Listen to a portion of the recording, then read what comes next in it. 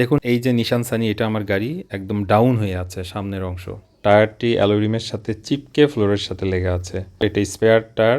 এটার অবস্থাও তো একই রকম দেখতেছি, ফ্লোরের সাথে একদম লেগে আছে ডান পাশের পিছনের। এটার হাওয়াও কিন্তু নেই, অ্যালুমিনিয়াম একদম ফ্লোরের সাথে লেগে আছে।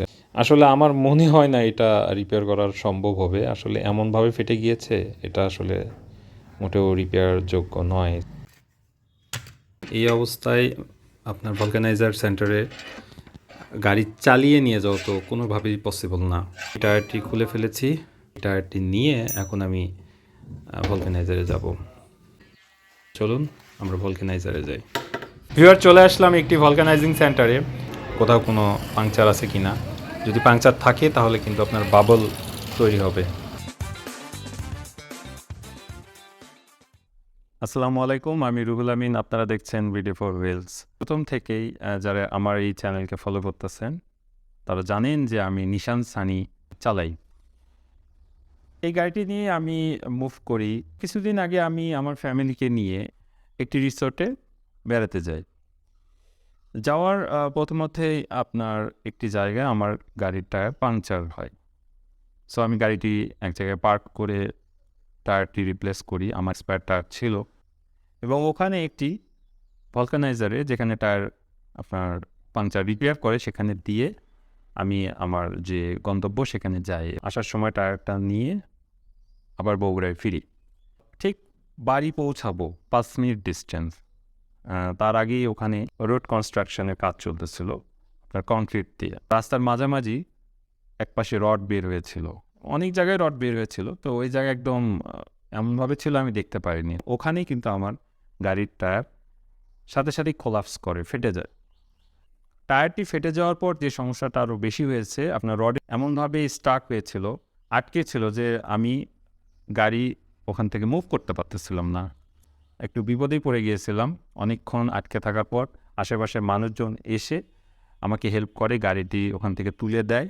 যেহেতু সেই দিনই আমার গাড়িটার পাংচার হয়েছিল এবং সেটা রিপেয়ারও করা হয়েছিল, সেটা আবার সেখানে আমি রিপ্লেস করি এবং গ্যারেজে নিয়ে গিয়ে রাখি।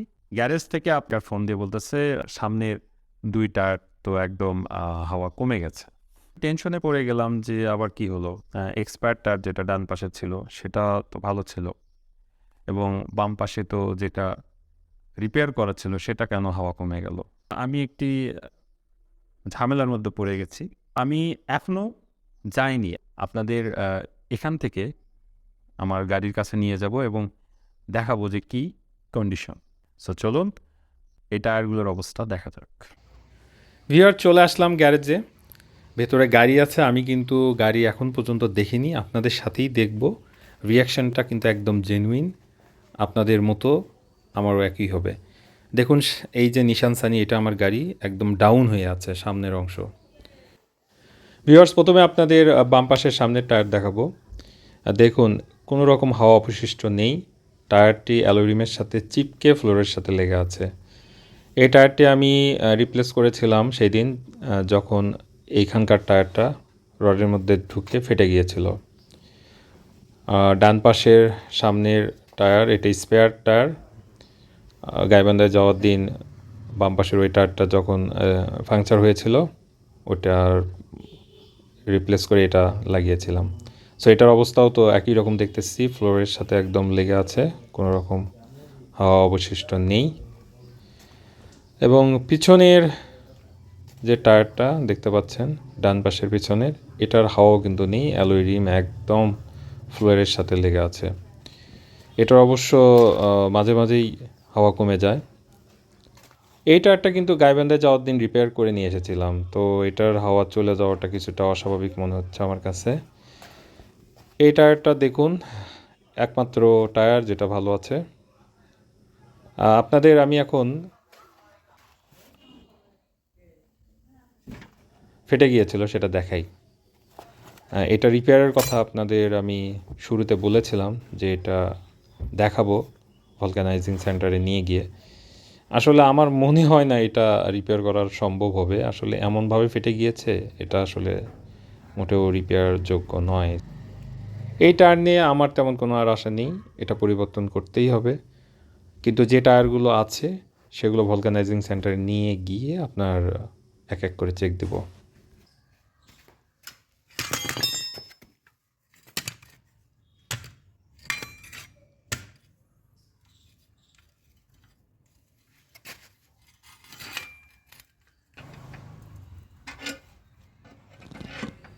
টায়ারের যে কন্ডিশন, আপনার কোনো রকম হাওয়া নেই, এই অবস্থায় আপনার ভলকানাইজার সেন্টারে গাড়ি চালিয়ে নিয়ে যাওয়া তো কোনোভাবেই পসিবল না।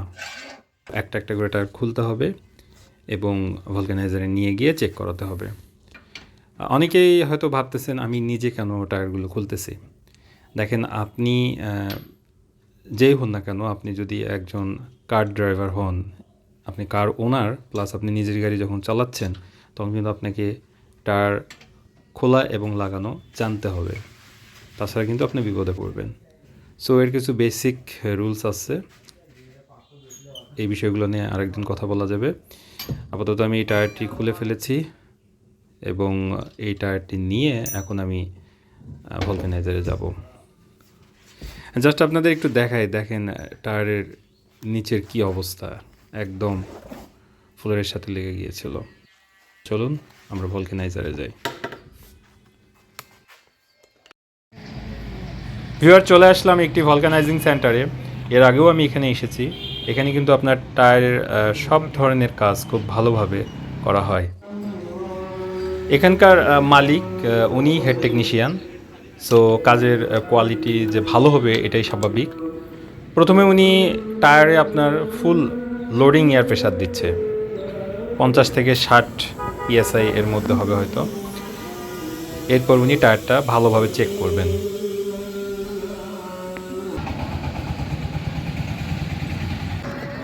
বেসিক্যালি এখন ওনারা পানি দিয়ে পুরো টায়ার ঘুরিয়ে ঘুরিয়ে চেক করবে কোথাও কোনো পাংচার আছে কি না। যদি পাংচার থাকে তাহলে কিন্তু আপনার বাবল তৈরি হবে, যেখান দিয়ে আপনার বাতাস বের হবে সেখানে ফেনা ফেনা আপনার তৈরি হবে। এই টায়ারে কোনো সমস্যা নেই, ওনারা খুব ভালোভাবে চেক করলো। ভিউয়ার্স, টায়ারে যেহেতু কোনো পাংচার নেই, তাহলে হাওয়া কোন দিক দিয়ে বের হয়ে যাচ্ছে। টেকনিশিয়ান ভাই বলল যে আসলে আপনার টায়ারের যে নজেল আছে, নজেলে আপনার একটা পিন থাকে, সেই পিনটিরই সমস্যা। আমরা ভালভ বলতে পারি, আপনার ভেতর থেকে যে ইয়ার যে বাতাসটা আপনার আটকে রাখে সেটারই সমস্যা, সেটা আসলে লুজ হয়ে গেছে। তো উনি ওটা চেঞ্জ করে দিল এবং আমরা পুনরায় বাতাস দেওয়ার পরে 1 ঘন্টা অবজার্ভ করেছি, কোনো রকম হাওয়া কমেনি। সো আমার গাড়ির টায়ারটি এখনও ভালো আছে।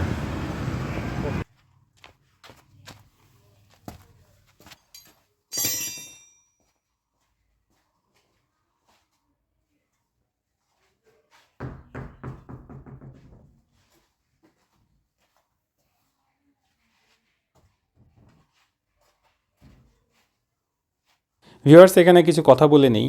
আপনারা দেখতে পাচ্ছেন গাড়িটি স্টেপনির উপরে দাঁড়িয়ে আছে।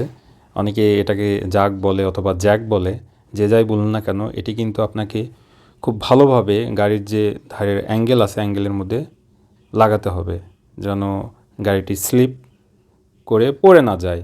এটি যদি আপনার স্লিপ করে তাহলে কিন্তু গাড়িরও ক্ষতি হতে পারে, এমনকি আপনার নিজেরও ক্ষতি হতে পারে। এটা আপনারা মাথায় রাখবেন। এখন টায়ারটা আমি লাগিয়ে দিচ্ছি। এখনও কিন্তু দেখেন জাক বা জ্যাকের উপরে কিন্তু গাড়িটা আছে। সো নাটগুলো জাস্ট হালকা করে প্যাচ দিয়ে আটকে নিচ্ছি। এরপর টাইট দেবো, খুব বেশি টাইট দেবো না, জাস্ট আসলে এই মুহূর্তে খুব বেশি টাইটও হবে না, চাকা ঘুরবে। নাটটা শুধুমাত্র আপনার লাগিয়ে নিলাম।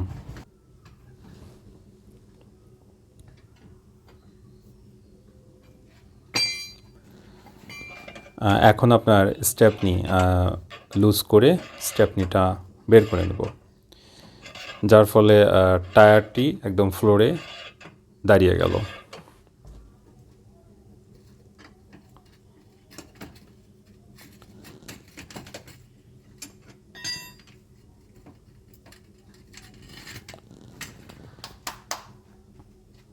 এখন আমরা যে নাটগুলো আছে খুব ভালোভাবে আপনার টাইট করে নেব।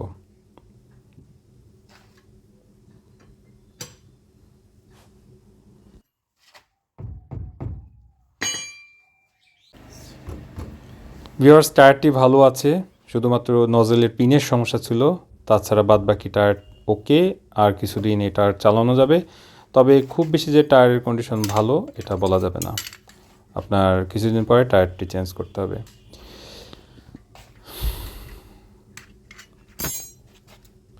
আমরা এখন স্পেয়ার এই টায়ারটি খুলব। স্পেয়ার টায়ারটি খোলার পর আবার ওই একই ভলকানাইজার সেন্টারে নিয়ে গিয়ে চেক করব। ভিউয়ার্স দেখুন, এই যে স্টেপনি এটা কিন্তু আপনাকে প্রথমে আটকে নিতে হবে, জাস্ট পজিশন করে নেবেন এবং এর নিচে মাটিটা যেন শক্ত হয়। যদি শক্ত মাটি না থাকে আপনি কাঠ দিতে পারেন অথবা ইট দিতে পারেন। খুব ভালোভাবে এটা চেক করে নেবেন। এরপর যে নাটগুলো আছে এই নাটগুলো আপনাকে, যেহেতু খুব টাইট অবস্থায় থাকে, আপনাকে প্রথমে লুজ করে নিতে হবে। এটি মাটিতে যখন বসে থাকবে তখন আপনি পায়ের সাহায্যেও প্রথমে নাটগুলো লুজ করে নিতে পারেন।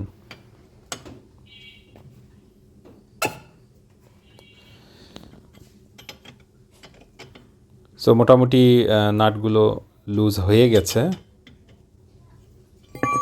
আমরা পুরোপুরি নাটগুলো এখন খুলব না। এখন এই স্টেপনি অথবা জ্যাক এটা আমরা উঁচা করব।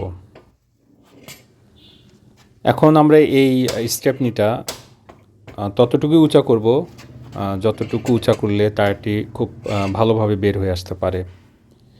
আসলে এই কাজগুলো অনেক ধৈর্যের কাজ, আর গ্যারেজে গাড়ি যেহেতু পাশাপাশি রাখে, আসলে আমি এখানে স্পেস পাচ্ছি না,